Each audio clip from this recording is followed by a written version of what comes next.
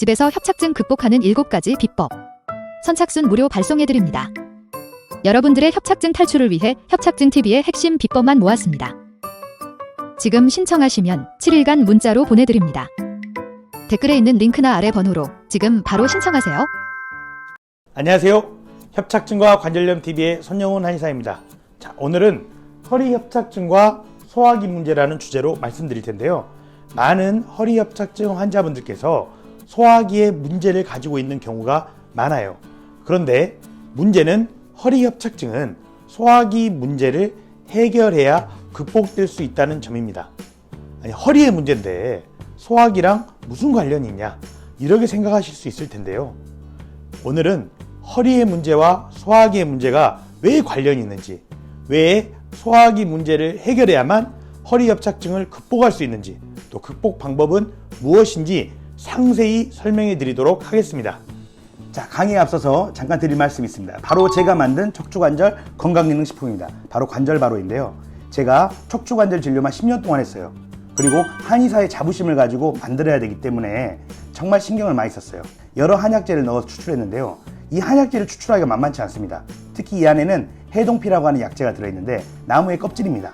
이거를 몇 시간 끓인다고 해서 추출이 되지 않거든요. 그래서 120도에서 14시간 동안 끓인 거예요. 14시간 동안. 그래 끓여줄 공장을 찾는데 힘들었어요. 자, 14시간 동안 끓였기 때문에 색깔이 어떻겠습니까? 보시면 매우 진한 색깔인 걸 아실 수 있겠죠. 14시간 동안 끓였기 때문에 이렇게 약재들이 우려 나오는 겁니다.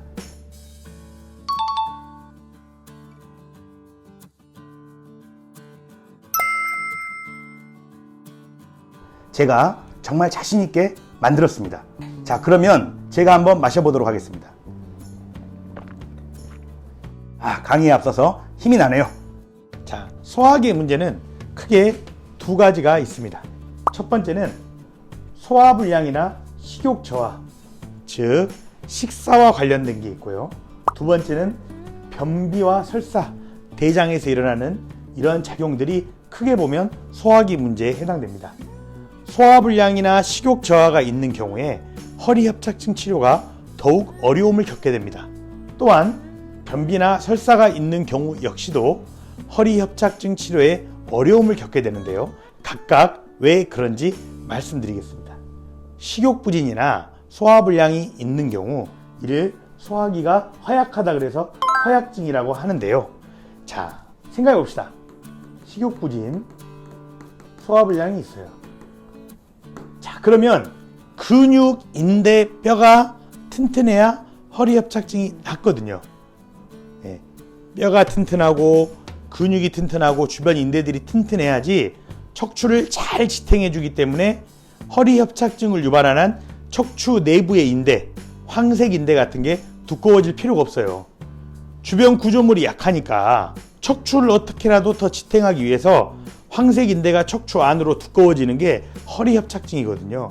그런데 주변 조직들이 튼튼하다면 척추 내부에 있는 황색 인대가 두꺼워질 필요가 없죠. 그래서 근육, 인대, 뼈의 튼튼함이 매우 중요해요. 근데 근육, 인대, 뼈가 튼튼해지려면 어떻게 돼야 되죠? 이쪽으로 영양 공급이 잘 돼야 돼요. 그럼 우리 인체는 영양을 어디서 공급합니까? 음식물을 통해서 공급을 해요. 그래서 소화기는 한의학에서 뭐라 그러냐면 후천지본이라 그래요. 후천지본. 후천적인 건강의 근본이다. 소화기를. 왜? 소화기를 통해서만 인체에 영양분이 들어오니까. 소화기가 튼튼한 사람은 소화기로 들어와서 어디로? 근육, 인대, 뼈로 영양 공급이 잘 돼서 여기가 튼튼해지는 거예요. 여기가 튼튼해지면 굳이 허리 협착증을 일으키는 황색 인대가 두꺼워질 필요가 없다는 거죠. 그런데 식욕이 없거나 먹어도 소화가 잘 안 되거나 그러면 근육, 인대, 뼈가 영양분이 잘 가나요? 못 가게 되죠. 못 가게 되면 근육, 인대, 뼈가 약해지면서 척추 지탱을 잘 못 해줘요. 그러면 뭐가 두꺼워져야 돼요? 황색 인대라도 두꺼워져 가지고 척추 지탱을 더 잘해야 되거든요. 그래서 황색 인대의 두꺼워짐, 허리 협착증이 더 심해질 수 있다. 식욕부진, 소화불량 어떻게 해결할 수 있냐?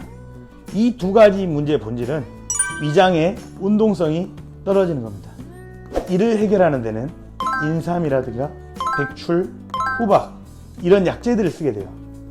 그래서 식욕부진하고 소화불량은 효과 있는 한약재로 조합된 한약 처방이 큰 도움이 됩니다. 그래서 소화기가 튼튼해야지 근육인대 뼈를 잘 영양함으로써 황색인대가 두꺼워지는 걸 방지할 수 있다.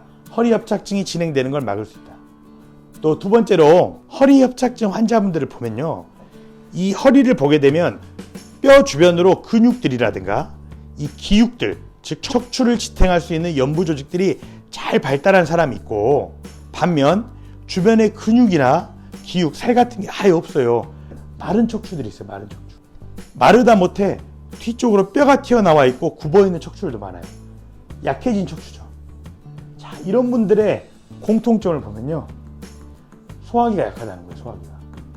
소화기가 약하기 때문에 위에서 말씀드린 대로 척추 주변에 영양 공급이 안 되니까 척추 주변의 근육도 말라버리고 기육도 약하고 뼈도 약하면서 굽어버리고 이렇게 되는 거예요.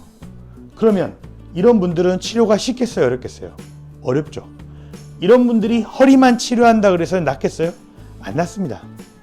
이 문제의 본질은 소화 기능 개선을 통해서 척추로 영양 공급이 잘 되도록 해야 되는, 소화기라고 하는 후천적 건강의 근본을 살려서 허리로 영양 공급이 잘 되게 한다. 이게 치료의 본질이죠.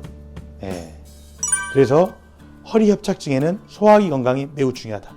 두 번째는 장에서 일어나는 변비와 설사가 허리 협착증에 중요합니다. 그래서 허리 협착증 환자분들한테 변비가 있는지 설사가 있는지 물어보는데요, 다들 의아해하시죠. 왜 허리를 안 물어보고 변비 설사를 물어보냐. 근데 매우 중요합니다. 왜 중요한가 말씀드리겠습니다. 자, 장내 유익균, 유해균이라고 들어보셨어요? 마이크로바이옴이라고 하는데요, 대장 안에는 인체의 건강에 유익한 균도 있고 유해한 균도 있습니다. 그런데 변비와 설사가 있단 말은 무슨 말이에요? 유익균이 많다는 거예요? 유해균이 많다는 거예요? 유해균이 많다는 거예요. 변비와 설사가 있단 말은 장내 유해균이 증가해 있다. 근데 장내 유해균이 증가하면 우리 몸에서 무슨 문제가 생기냐? 염증이 쉽게 발생하게 돼요. 염증이. 허리 역시도 예외일 수 없죠. 척추에도 염증이 쉽게 발생하게 돼요. 염증이 쉽게 발생하면 무슨 문제가 생겨요? 통증이 생겨요. 통증이. 아파요. 허리 협착증 때문에 1 아플 거를 2, 3 아프게 돼 있어요. 자, 그리고 염증이 반복되면 어떻게 되냐? 염증이 반복되면 주변 조직들이 딱딱해져 버리는 유착이 발생합니다. 그래서 만성적인 통증으로 발전하게 돼요. 그래서 내가 허리협착증 환자인데 변비나 설사가 있다면 허리협착증 치료를 위해서 이를 개선해야 된다. 왜? 장내에 유익균을 늘리고 유해균을 줄임으로써 염증이 발생하지 않도록 인체를 만들어줘야 된다. 자, 그러면 장내 유익균을 늘리고 유해균을 줄일 수 있는 좋은 방법이 뭘까요? 바로 식이섬유. 식이섬유는 장내 유익균의 먹이가 돼요. 식이섬유를 먹으면 장내 유익균이 먹이가 들어오기 때문에 더 많아지게 돼요. 그러면 밥을 먹을 때 어떻게 먹냐? 먼저 식이섬유를 먹는다. 그것을 거꾸로 식사법이라고 해요. 거꾸로 식사법. 거꾸로 식사법은 인터넷에 치면 많이 나와요. 거꾸로 식사법에서 안내하는 것들을 실천하면 되는데 핵심은 식이섬유를 많이 먹는 겁니다. 자, 오늘 내용을 종합하면 허리 협착증은 소화기 문제랑 관련성이 높다. 허리만 치료한다고 해서 허리 협착증 낫지 않는다. 소화기 문제가 있는 경우에는 또는 변비나 설사가 있는 경우에는 이러한 소화기 계통의 문제들을 해결해 줘야 된다. 그래야 허리 협착증을 극복할 수 있다. 그리고 각각의 소화기 문제, 소화기 계통의 문제를 해결하는 방법들도 살짝 말씀드렸습니다. 오늘 내용은 이만 마치고요.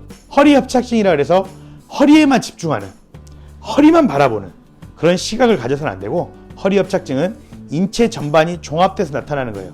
특히나 소화기가 큰 영향을 미쳐요.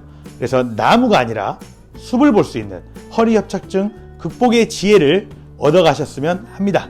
오늘 내용은 이만 마치겠습니다. 감사합니다.